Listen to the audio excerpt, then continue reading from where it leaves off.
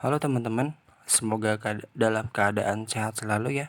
Nah, kali ini saya mau melakukan instalasi dan konfigurasi di RIS ya. Nah, sebelum kita melakukan konfigurasi untuk di RIS, karena RIS sendiri memerlukan disk yang terpisah atau hard disk yang terpisah ya. Nah, di sini saya pakai VirtualBox. Kita akan membuat hard disk untuk tempat dari RIS yang akan kita install nantinya. Nah, sekarang saya ke setting ya, di sini klik ini setting, terus kemudian saya ke storage. Nah, di sini saya sudah memberikan CD ya, dan memang di sini dia sudah terinstall. Nah, sekarang saya ingin membuat harddisknya. Saya buat harddisknya, create new harddisk FDI ya, yang ini. Terus untuk kapasitas tersendiri ini bisa bebas diatur ya, tapi biarin dah gini aja, create. Udah. Sekarang oke ya teman-teman. Nah, sekarang saya mencoba untuk restart. Start. Kita tunggu dulu sampai masuk ya teman-teman. Nah, ketika kita melakukan instalasi RIS, ada beberapa syarat yang perlu kita setting dulu di dalamnya ya. Pertama, ketika kita melakukan konfigurasi awal, nanti kita memerlukan yang namanya DHCP dan DNS. Jadi DHCP dan DNS teman-teman harus sudah aktif terlebih dahulu sebelum kita melakukan RIS nanti, karena konfigurasi RIS itu akan kita lakukan di Active Directory yang sudah kita install ya teman-teman. Jadi untuk Active Directory usahakan sudah terinstall di komputernya teman-teman. Jadi kita tinggal melakukan setting di situ. Oke teman-teman, kita udah masuk ke dalam Windows servernya. Untuk instalasi sendiri sama seperti biasanya ya. Start, control panel, add remove programs, kemudian kita add remove Windows component, lalu scroll paling bawah. Nanti di sini kita checklist nih teman-teman. Ketika kita checklist nanti dia minta CD ya. Nah, CD yang kita masukkan itu enggak service pack ya. Kita masukin CD Windows Server atau yang kita pakai sekarang ini W2K3NT ya. Kita masukin aja, otomatis dia nanti bisa dan minta restart ulang. Nah, sekarang kita analogikan teman-teman udah menginstal RIS. Sekarang kita akan melakukan konfigurasi ya. Kita start, kita ke administrative tools, kemudian kita ke remote installation services, kita klik aja. Seperti yang kita bicarakan tadi, syarat-syarat ini harus sudah terpenuhi ya teman-teman. Nah, sekarang kita next. Kemudian coba kita browse. Loh, di sini kok nggak ada ya CD hard disk yang kita buat tadi. Nah, pasti kalau misalnya kita milih C atau D, dia akan error. Coba kita milih D ya. Kita D, next. Wah, error. Nah, sekarang pertanyaan lagi nih. Gimana caranya supaya hard disk yang kita tadi bikin itu terbaca ya? Kita ke start. Kita ke Windows Explorer. Kemudian pada My Computer kita klik kanan. Kita ke manage. Nah, habis itu kita paling bawah kita klik disk management. Ketika kita klik, otomatis dia terdeteksi hard disk yang barusan kita bikin tadi ya. Kita next, dia terchecklist. Next, ini yang kita checklist teman-teman supaya dia terbaca, di convert tuh. Next, finish. Nah, udah nih teman-teman, udah jadi. Nah, kalau udah kayak gini, kita klik pada hard disk yang barusan kita ambil, klik kanan di volume. Kita next, simple ya, next. Kemudian kita next aja. Kita next aja teman-teman. Ini next aja ya. Kita next finish. Kita tunggu sampai formattingnya itu 100%. Kayak biasa ya teman-teman. Cepat atau enggaknya itu tergantung pada settingan RAM di awal yang telah kita lakukan ya teman-teman. Kalau misalkan settingnya lebih gede, bisa lebih cepat dari biasanya ya. Kita tunggu aja.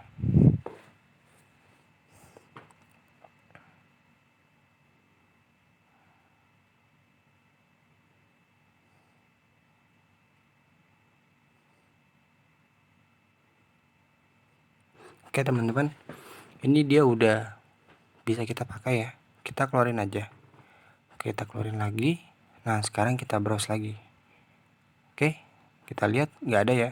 Oke, cancel dulu, kita back lagi, kita next lagi, kita browse.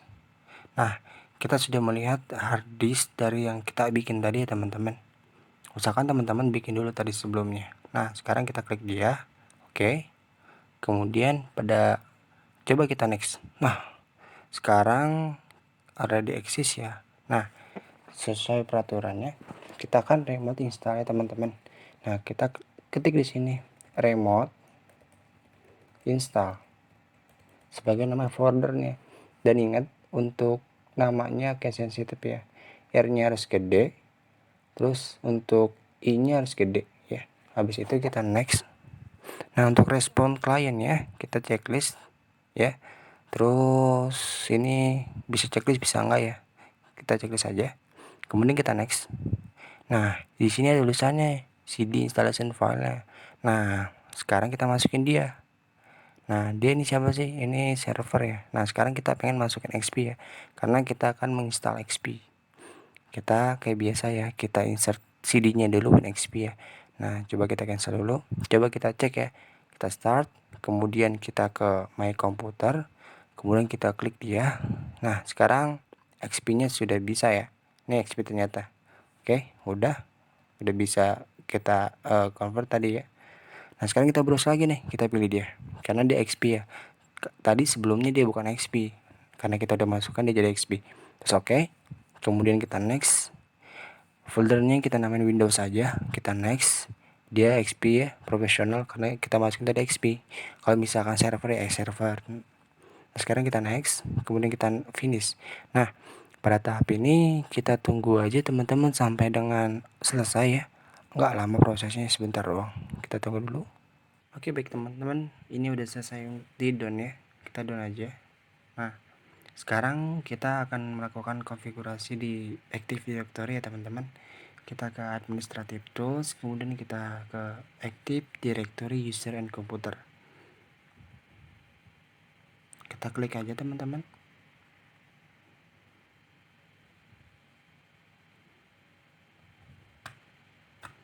Kita tunggu. Nah, sekarang dia udah masuk ya. Coba kita klik pada dennygunawan.com, pada domain controller, kita klik IT ini ya. IT ini beda-beda namanya ya, tergantung dari teman-teman. Kita klik kanan, kemudian kita ke properties, kemudian kita ke bagian nih remote install ya. Nah, sekarang kita verify dulu nih teman-teman untuk servernya. Verify, kita next, kita finish.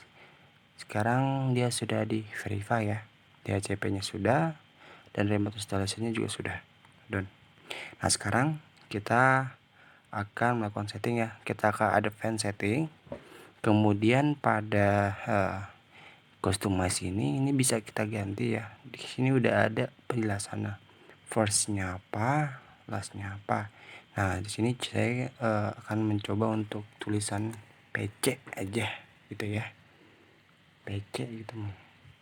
Oke, nah sekarang kita ke image, kemudian kita ke add, kemudian nah di sini saya mau nambahin file ke existing image saya ya. Nah, sekarang ini juga bisa ditambahin ya. Coba sekarang kita pilih yang ini, kita next, kemudian kita alternative location, next, kemudian kita klik dia, next, kemudian kita cari pathnya teman-teman, kita ke browse, kemudian kita pergi ke My Computer, ke tempat harddisk yang kita bikin tadi. Nah, di dalam sini sudah terinstall remote installation ya. Di volume kita klik dia, kita ke setup, kita English, image, Windows i38, lalu kita pilih RIS ya, open, kemudian kita next. Otomatis dia namanya dia ya teman-teman. Jadi teman-teman nggak bisa langsung misalnya langsung remote installation doang, nanti dia akan muncul error teman-teman ya. Next, kita next lagi. Nah, kita yes aja ya, kita next, finish. Nah, sekarang sudah selesai, apply, oke. Nah, sekarang kita verify lagi, next, udah selesai ya. Jadi kayak gitu untuk setting remote installation services. Jadi di dalam sini mana kita buka lagi tadi, mana ya, pada komputer kita klik dulu ya, klik kanan ya, ntar dulu ngelek. Nah oke, error. Nah sekarang kita klik lagi, kan tadi kebanyakan klik tuh properties.